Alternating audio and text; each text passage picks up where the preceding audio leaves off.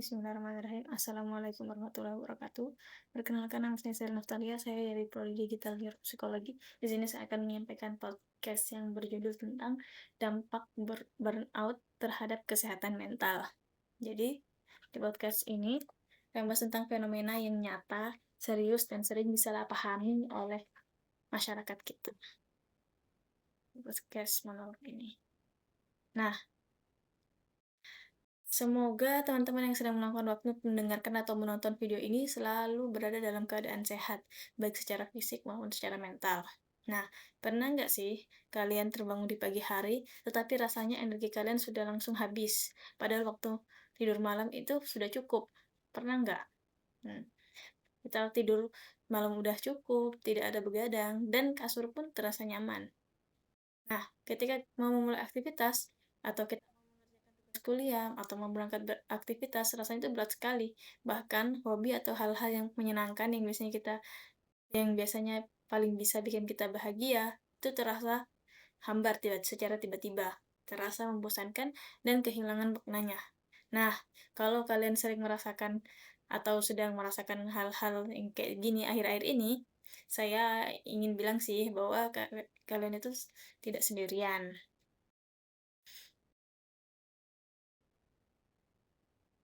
Ya, kalian tidak sendirian. Nah, apa yang kita bahas di hari ini? Di episode podcast kali ini, kita akan mengupas tuntas tentang dan bagaimana dampak fatalnya terhadap kesehatan mental jika terus-menerus dibiarkan. Nah, banyak orang dengan mudahnya tuh mengatakan atau bilang, "Ah, kamu itu cuma malas aja kali," atau "Manja banget sih, baru dikasih tugas segitu aja, udah ngeluh capek, jangan ngeluh terus." Padahal burnout adalah kondisi yang sangat nyata. Jadi burnout itu bukan sekedar rasa malas, bukan sekedar rasa capek yang bisa hilang hanya dengan dibawa tidur satu malam. Ini adalah kondisi psikologis yang membutuhkan perhatian serius.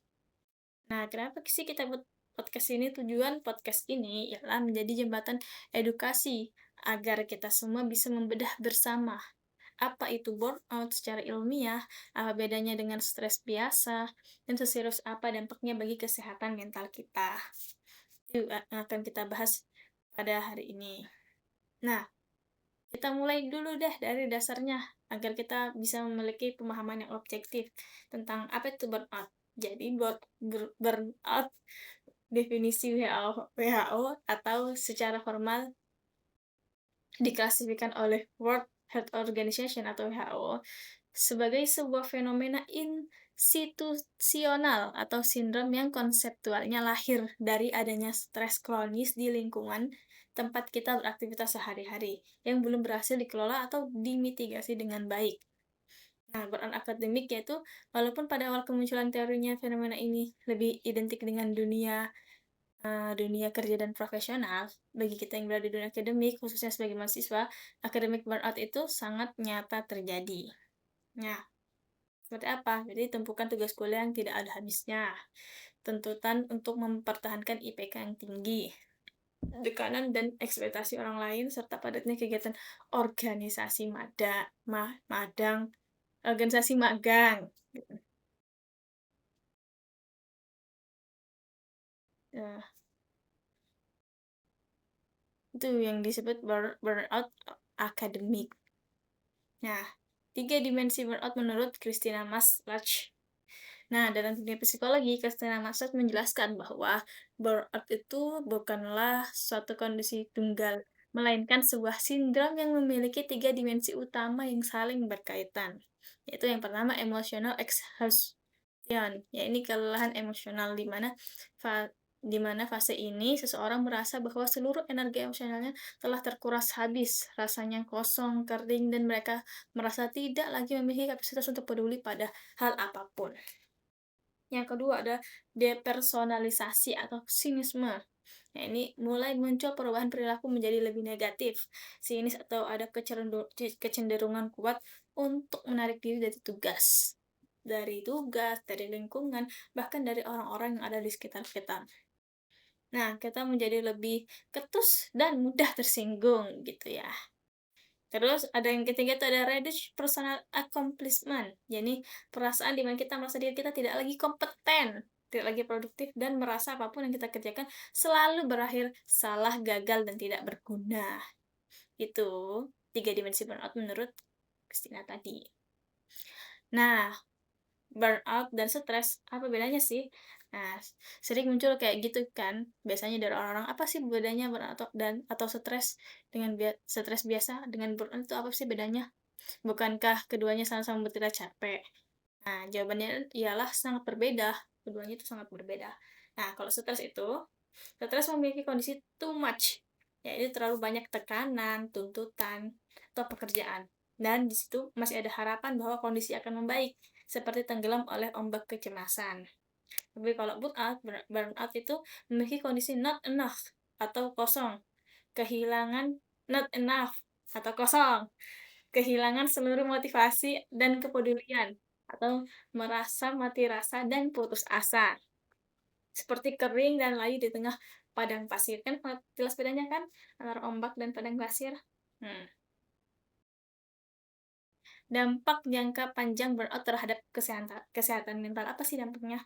Burnout yang sudah bersifat kronis dan tidak segera ditangani itu ibarat rayap. Tahu rayap nggak? Nggak tahu, rayap itu hewan.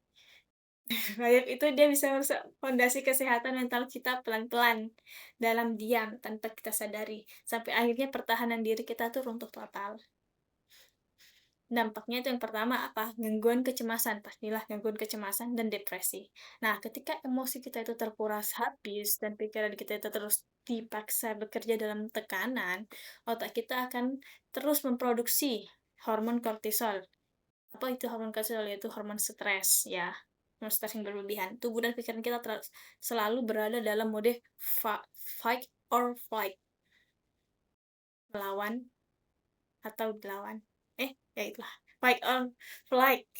Nah, yang itu kita menjadi gampang panik, gampang cemas, dan tanpa alasan. Panik dan cemasnya itu tanpa alasan gitu loh.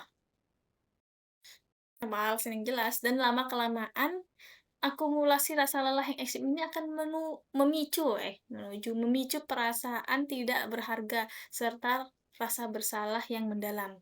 Nah, ini adalah pintu masuk utama bagi gangguan depresi klinis. Yang kedua, penurunan self-esteem. Jadi, seseorang yang sedang mengalami burnout akan mulai meragukan segala kemampuan yang mereka miliki.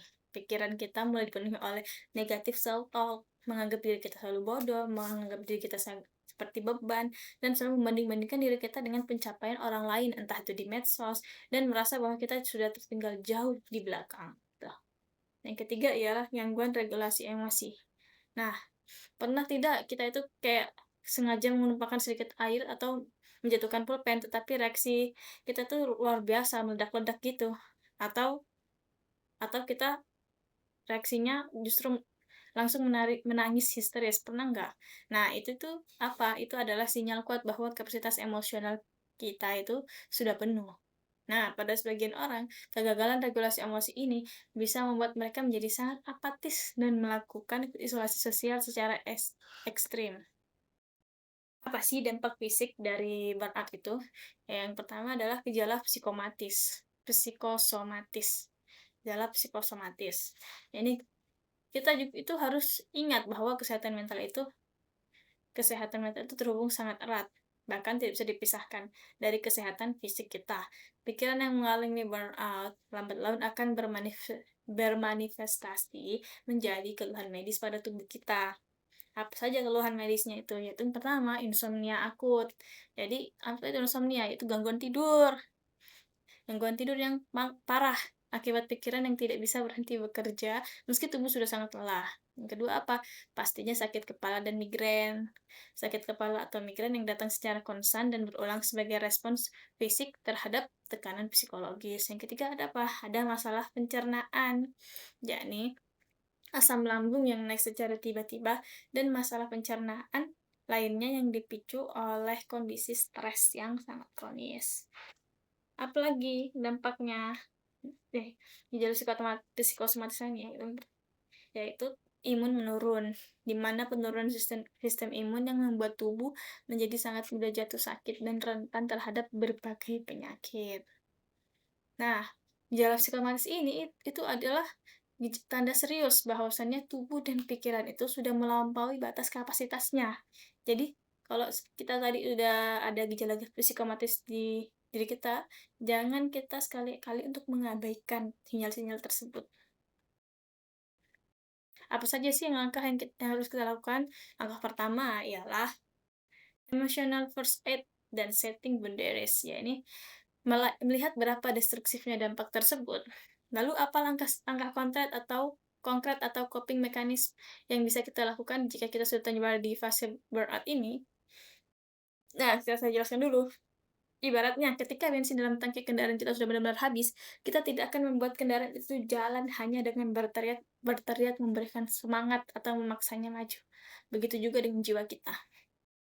Langkah pertama yang harus kita ambil adalah menerapkan emotional first aid dengan cara belajar berkata tidak dan mulai menetapkan batasan atau setting boundaries yang tegas. Ini apa? Bisa dengan cara menolak tugas tambahan.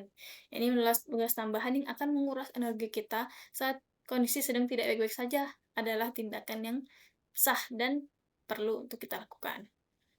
Atau bisa kita dengan meminta jeda sejenak, ya ini meminta izin untuk mengambil jeda sejenak di saat kondisi kita sedang hancur. Dan itu bukan termasuk bentuk keegoisan. Nah, bisa juga dengan self preservation, yakni seperti apa sih itu?